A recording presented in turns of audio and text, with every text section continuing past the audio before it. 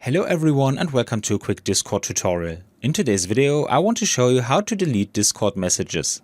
This is actually quite simple. First I open Discord and then I have to go to the place where I want to delete the Discord messages. This can be a personal chat or on a server.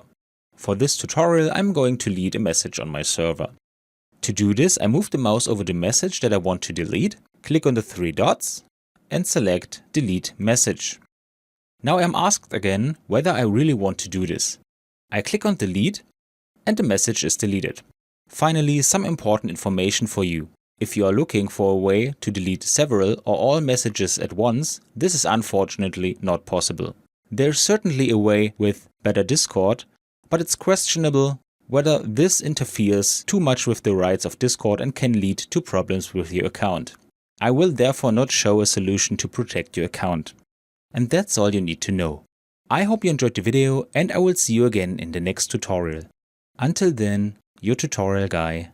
Bye.